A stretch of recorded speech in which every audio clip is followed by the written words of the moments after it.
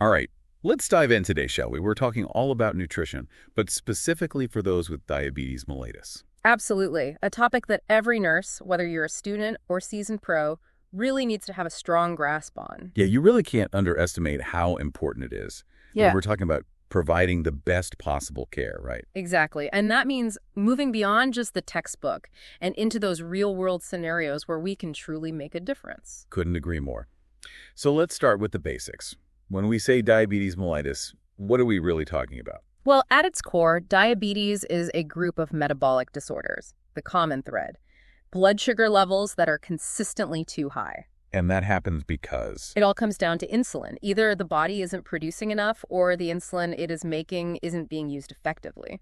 And the numbers are pretty staggering, aren't they? Like, how many people are actually affected by this? The statistics are pretty alarming, to be honest. In the U.S. alone, we're looking at over 34 million adults with diabetes. Wow, that's a lot. And add to that another 88 million adults with prediabetes. It really highlights the scope of the problem we're facing. It definitely makes it clear why this is such a critical area for us as nurses to really understand.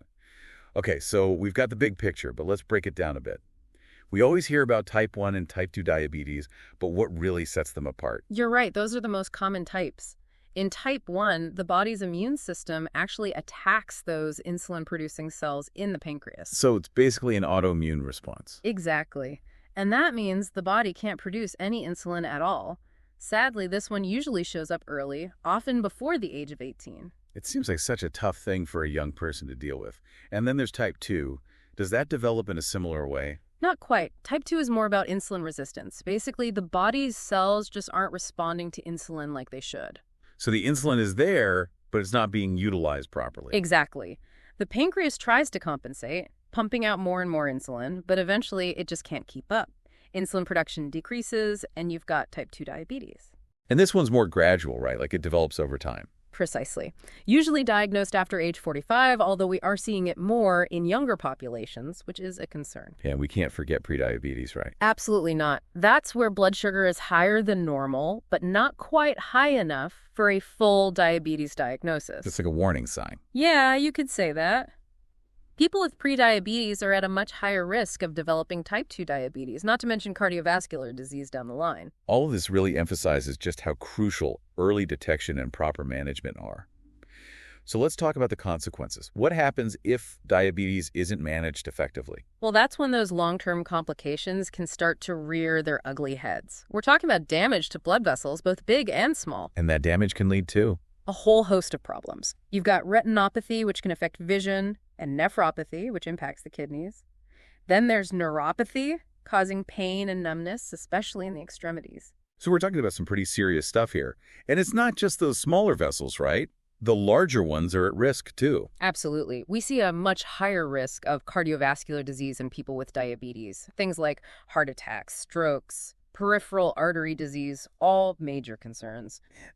And just to add to the list, uncontrolled diabetes can also mess with wound healing, making infections more likely. And in the worst cases, we even see amputations. It's a grim picture, that's for sure. It really is. But this all circles back to why we as nurses have such an important role. We need to guide our patients towards effective diabetes management, right? Yeah. Help them avoid these complications and live healthier lives.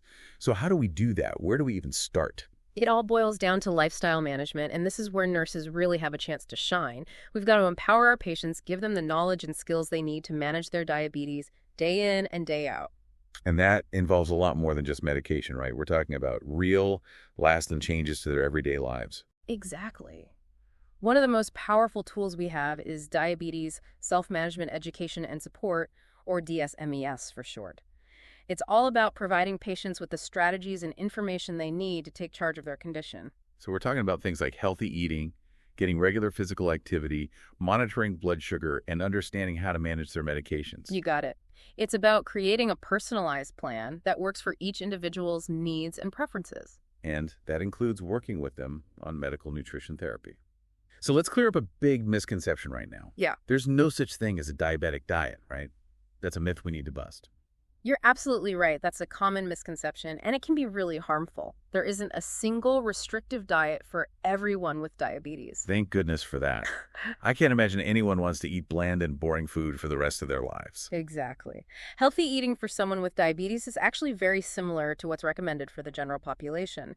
We want to focus on those nutrient-dense foods, fruits, vegetables, lean proteins, whole grains, and healthy fats. So it's all about making smart choices that support overall health and well-being. But I know a big concern for people with diabetes is managing carbohydrate intake. What are some approaches that can help with that?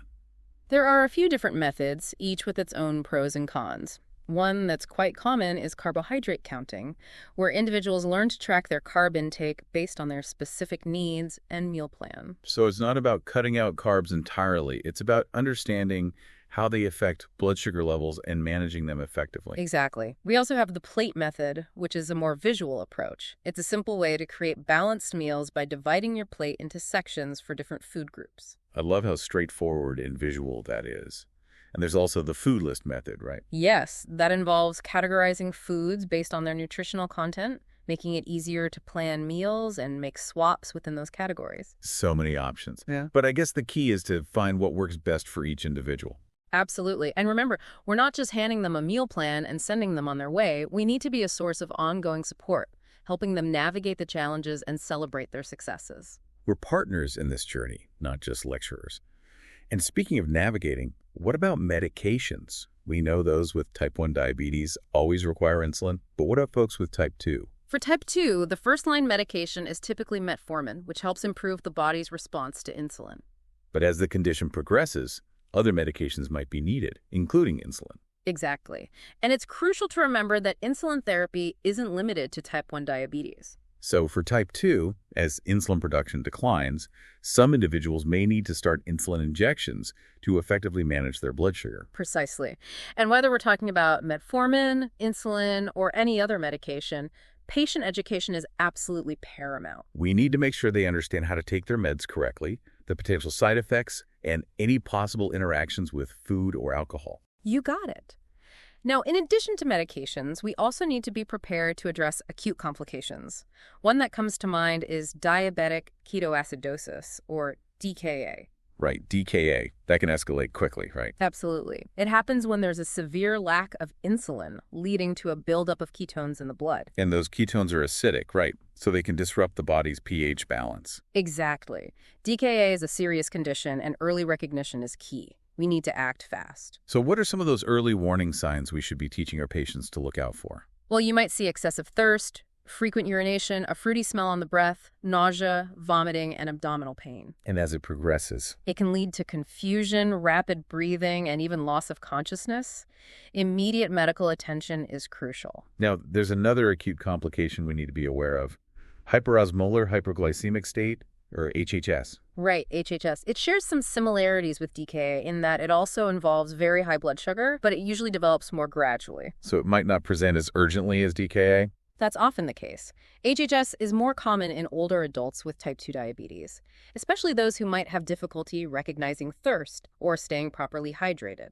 So what should we be watching out for in terms of symptoms? Many of the symptoms are similar to DKA, but with HHS, you often see more severe neurological symptoms like confusion, lethargy, seizures, and even coma.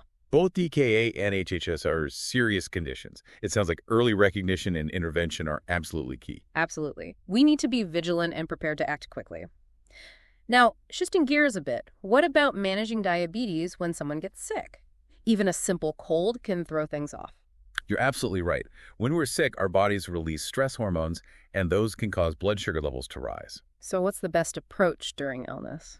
First and foremost, it's crucial to emphasize that patients should continue taking their diabetes medications as prescribed. Even if they're not feeling up to eating their usual amount. Even then, consistency is key.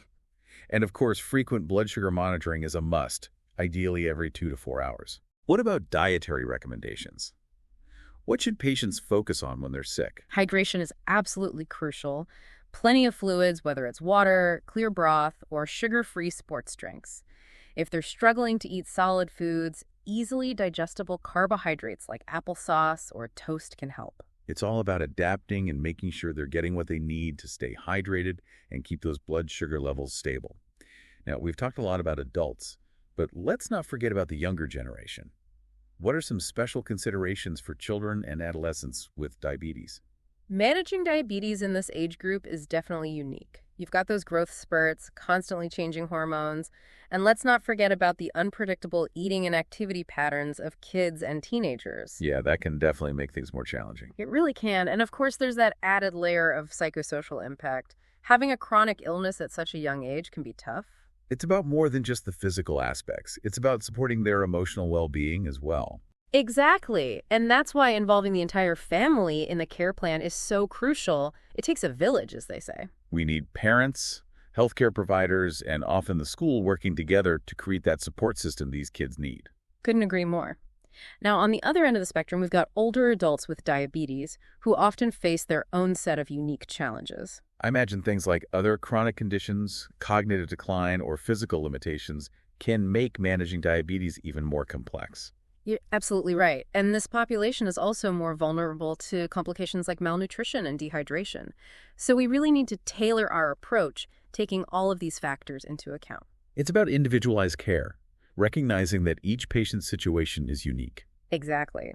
If they're having trouble preparing meals, connecting them with resources like Meals on Wheels or grocery delivery services can be a game changer.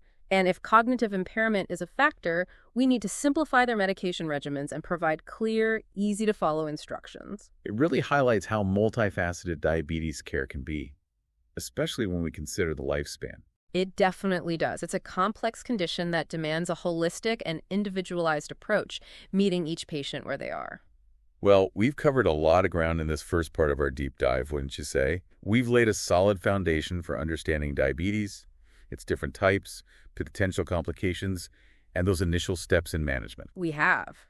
But we're just getting started. And we're back for part 2 of our deep dive into all things nutrition and diabetes mellitus. Yeah, I'm excited to keep this conversation going. Last time we touched on a few different meal planning approaches. I think it'd be helpful to delve a bit deeper into carb counting. I know that can sometimes feel a bit overwhelming, especially for those who are new to it. Yeah, I agree. I think sometimes patients hear the words carb counting and they immediately picture this super restrictive diet, which really isn't the case at all. No, not at all. So let's break it down. What is carb counting really all about? It's not about eliminating carbs entirely. It's more about understanding how they impact blood sugar levels and learning to manage them within the context of a personalized plan. It's about empowering patients to make informed choices. So how does it actually work in practice? Well, we basically assign a specific value, typically 15 grams of carbohydrates, to what we call a carb choice. So we're essentially putting a numerical value on the carbs in various foods. Yeah. And teaching patients how to track their intake throughout the day. Precisely. Patients will typically receive a meal plan that outlines how many carb choices they can have at each meal and for snacks. This can help them distribute their carb intake throughout the day.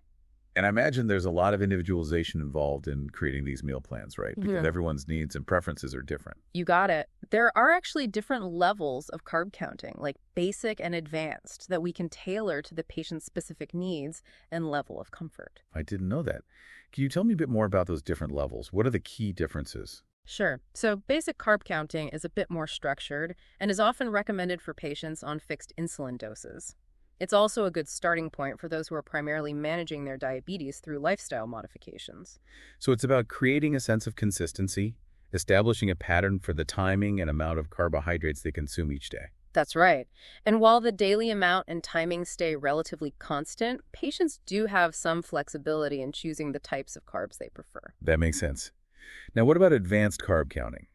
Who is that typically recommended for?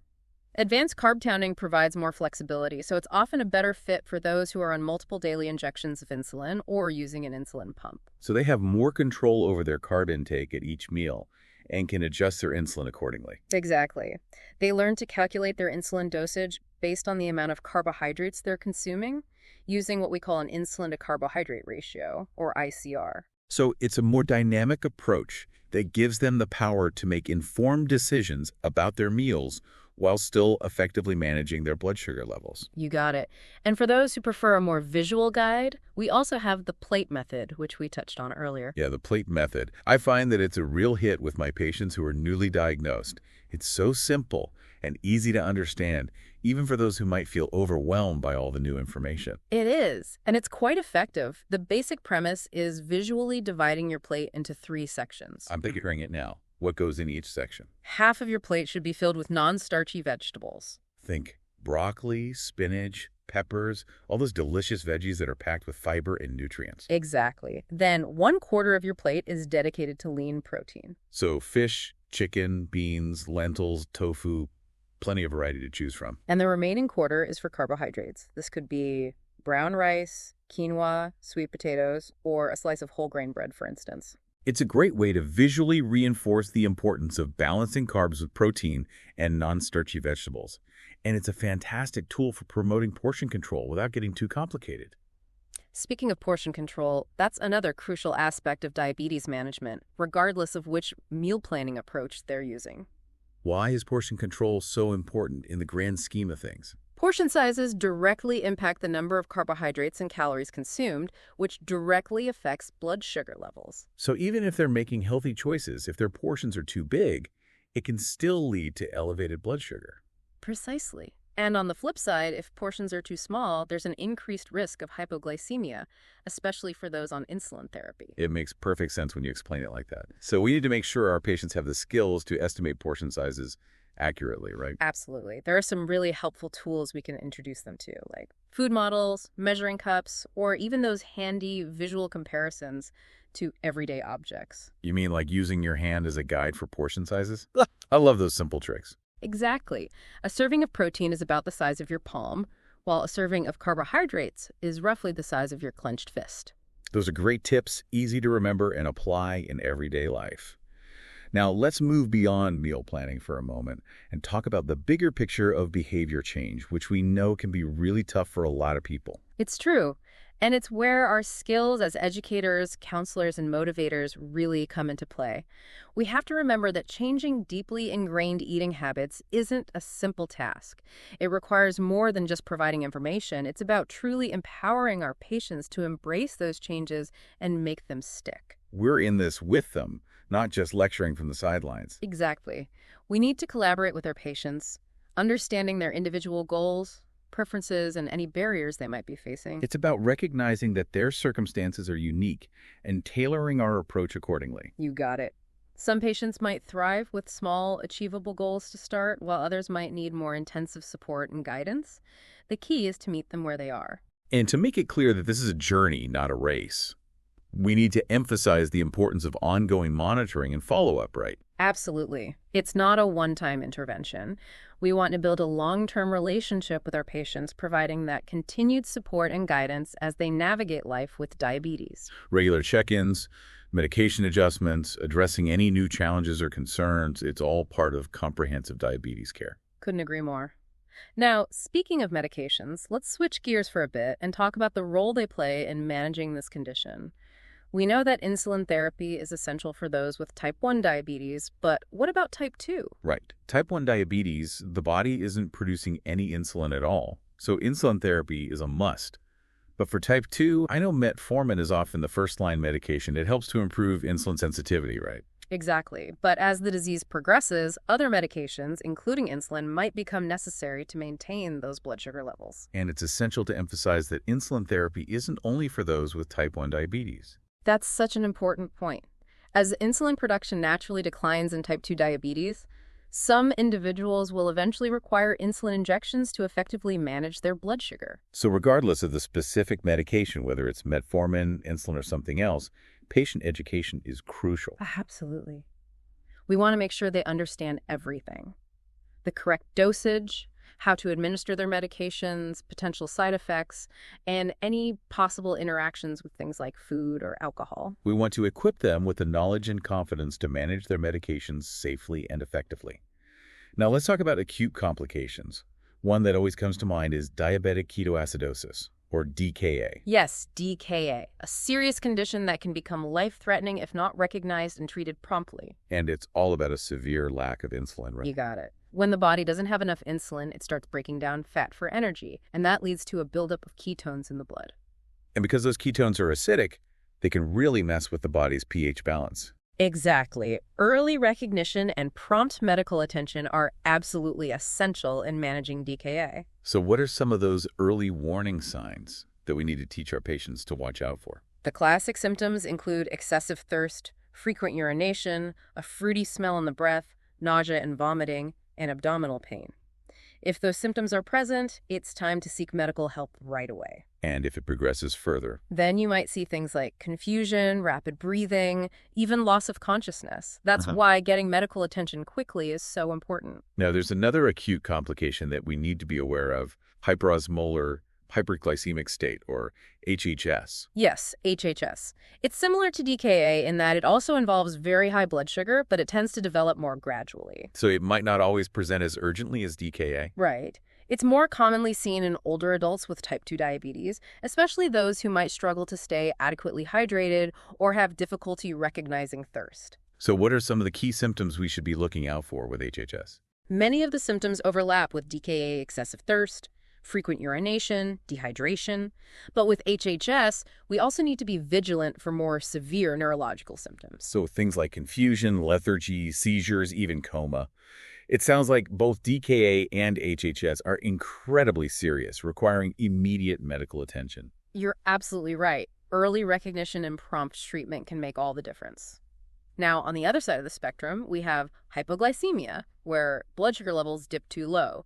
Hypoglycemia happens when blood sugar falls below 70 milligrams per deciliter. And there are a few things that can contribute to that, right? Oh, definitely. Taking too much insulin or other diabetes medications, skipping meals, delaying meals, or even engaging in strenuous physical activity without enough carbohydrate intake can all play a role. So many potential triggers. We need to make sure our patients are well informed about them. Exactly. And we also need to teach them how to recognize the signs and symptoms of hypoglycemia. Like, what are some common signs they should be aware of? They might feel shaky, sweaty, dizzy, or weak. They might feel hungry or irritable or have trouble concentrating. Some people even experience confusion.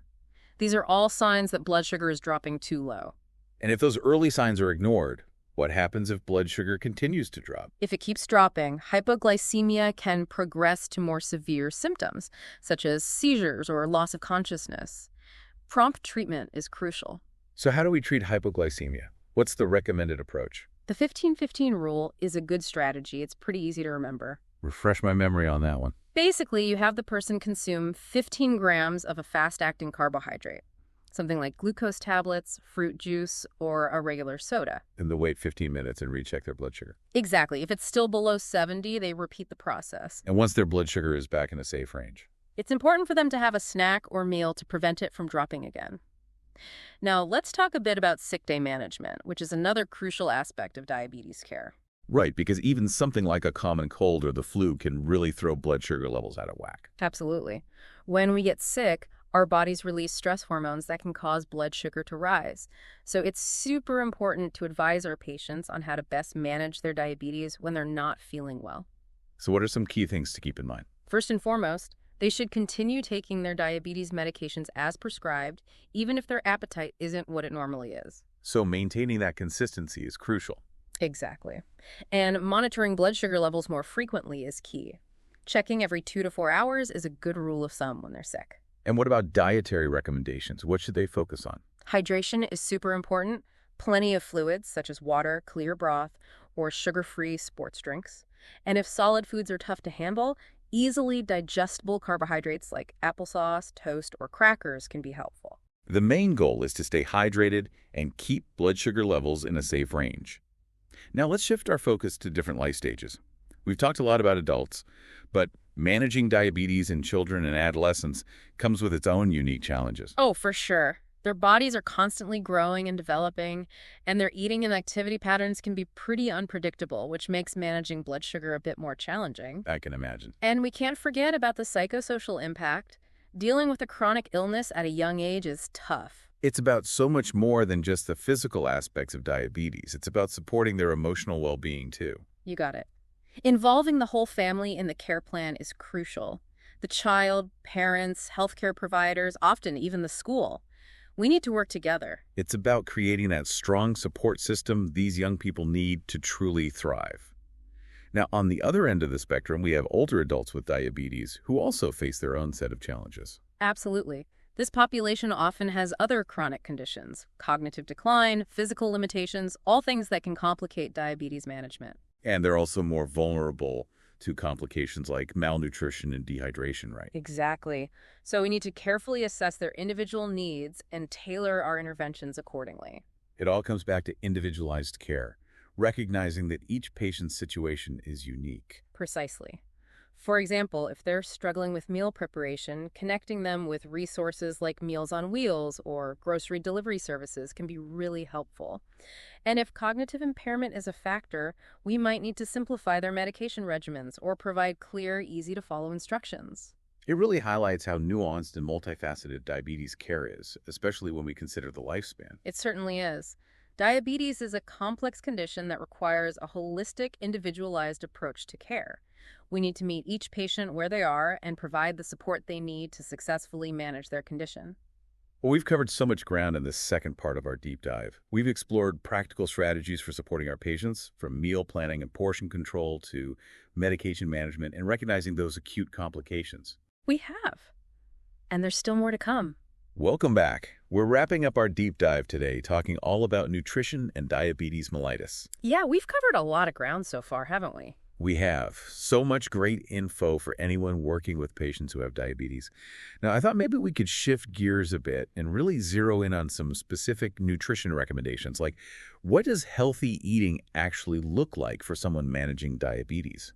You know, it's not as restrictive as some people might think. It's really about making those smart choices that honestly benefit everyone, not just those with diabetes. So it's more about a healthy eating pattern overall. Exactly. The guidelines are pretty much in line with what's recommended for the general population. Focusing on those nutrient-dense foods is key. So I'm guessing lots of fruits and veggies are a must. Absolutely. They're loaded with vitamins, minerals, fiber, and antioxidants, plus they're naturally low in calories and fat. It's a win-win, really. It really is. And let's not forget about whole grains. Those are super important too. Right, because not all grains are created equal. Exactly. We always recommend choosing whole grains over refined grains. Whole grains have the entire grain kernel that includes the bran, germ, and endosperm, so you're getting more fiber, more nutrients, and just more overall goodness. Well, it's those simple swaps, right? Like brown rice instead of white rice, or reaching for that whole wheat bread instead of white bread. Exactly. Small changes can make a big difference. And of course, protein is another big one. Yeah, can't forget about protein. What are some good sources to recommend? We always encourage choosing lean protein sources. Think fish, chicken, beans, lentils, tofu. Lots of great options out there. Protein's so important for feeling full, and it's essential for those building blocks, right? Like for building and repairing tissues. Absolutely. And we can't leave out healthy fats. Unsaturated fats found in things like avocados, nuts, seeds, and olive oil are actually really beneficial. Oh yeah, they can even help improve blood sugar control and are great for heart health. They are. So really, it's all about creating that balanced, colorful plate with lots of variety. Sounds delicious. Now, we've talked a lot about carbs in relation to diabetes, but are all carbs created equal? Like, is there a difference in the types of carbs we should be recommending? That's a great question. We always want to steer people towards high-fiber carbohydrates over refined carbs. Fiber is a real superhero when it comes to blood sugar control because it helps slow down how quickly sugar gets absorbed into the bloodstream. So that means things like whole grains, fruits, veggies, and beans are all good choices. You got it. And on the other hand, we want to limit those added sugars, the ones lurking in sugary drinks, desserts, and processed foods. Yeah, they can cause those blood sugar spikes that we really want to avoid. Exactly. And let's tackle some of those common questions that patients often have. One that always comes up is about artificial sweeteners. People want to know if those are safe for those with diabetes. Yeah, that's a big one. What's the take on artificial sweeteners? Artificial sweeteners, or non-nutritive sweeteners, can be a helpful tool for reducing sugar intake. They provide that sweet taste without all the extra calories and carbs. So they could be a good option for sweetening things like beverages or even making desserts without overloading on sugar. Yes, but like with anything, moderation is key. Some studies have shown that consuming large amounts of artificial sweeteners might not be the best for our health. It's all about finding that balance. Now, another question that often comes up is about alcohol. Is it safe for people with diabetes to drink alcohol? Moderate alcohol consumption can absolutely be part of a healthy lifestyle for someone with diabetes, but it's crucial to be aware of the risks and make informed choices. What are some of those risks that we need to educate our patients about? Well, alcohol can sometimes interfere with blood sugar control. It can actually increase the risk of hypoglycemia, especially if someone drinks on an empty stomach. So if someone does choose to drink, moderation is key. Right. And they should always pair alcohol with food. Exactly. And honestly, it's always a good idea for them to have that open conversation with their doctor to make sure that alcohol is safe and appropriate for them. Makes sense. Now, what about supplements? Are there any particular supplements that are generally recommended for people with diabetes? Unless there's a specific deficiency that's been identified through blood work, most people with diabetes can get all the nutrients they need from a well-balanced diet. Food first is always a good approach. I agree. But there are some cases where supplements might be beneficial. For instance, vitamin D supplementation might be helpful for those who are deficient or at a higher risk of certain complications. So it's that personalized approach, again, making sure what they're taking is appropriate for their needs. Absolutely. That open communication with their healthcare provider is so important. Okay, let's switch gears again and talk about another essential aspect of diabetes management: physical activity. Right. We all know exercise is important, but it plays a particularly crucial role in managing diabetes, doesn't it? It really does. Regular physical activity has so many benefits for people with diabetes. It can improve insulin sensitivity, help lower blood sugar levels, reduce the risk of heart problems, and it can even aid in weight management. It's like movement is medicine. I love that. And it doesn't have to be anything too strenuous. A combination of aerobic activity like brisk walking, swimming, or cycling and strength training exercises is ideal. So getting that heart rate up and building some muscle. What's a good amount of exercise for someone with diabetes to aim for each week? A good starting point is at least 150 minutes of moderate intensity aerobic activity spread out over at least 3 days of the week. But it's always best to start slowly and gradually increase the intensity and duration over time. And of course, listening to your body and not pushing too hard too soon is key. Couldn't agree more. It's also wise to check in with their healthcare provider before starting any new exercise program, just to be safe. Now, I think it's really important to acknowledge that managing diabetes can sometimes feel overwhelming. What advice do you give to those who might be struggling to make those lifestyle changes? Yeah, it's a lot to take in and adjust to. It is. First and foremost, I always encourage them to be patient with themselves. It's a journey, not a sprint. Making those lasting lifestyle changes takes time and effort and a whole lot of self-compassion. It's about progress, not perfection. Right. I love that. Start by setting small, attainable goals and build from there. And don't be afraid to ask for help along the way. It's okay to need support, right? Absolutely. Lean on your support system. Talk to your healthcare provider. Connect with a registered dietitian, a certified diabetes educator. There are so many resources out there to help. It's about remembering they're not alone in this. Exactly. Millions of people are navigating life with diabetes. Connect with others who understand what you're going through. It can be so empowering. Join a support group, check out an online forum, or find a local diabetes community. Those connections can make all the difference. And last but not least, celebrate those victories, no matter how small they might seem. Every step towards better health deserves to be acknowledged and celebrated. Exactly. Focus on the positive changes and the progress you're making. You're doing great. This has been such an incredible deep dive, wouldn't you say? We've explored so much today. We have. We've covered everything from the basics of diabetes to practical strategies for managing the condition and really how to best support our patients. What are your final thoughts for our listeners out there?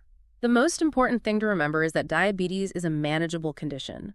With knowledge, support, and a commitment to healthy habits, people with diabetes can live long, healthy, and fulfilling lives.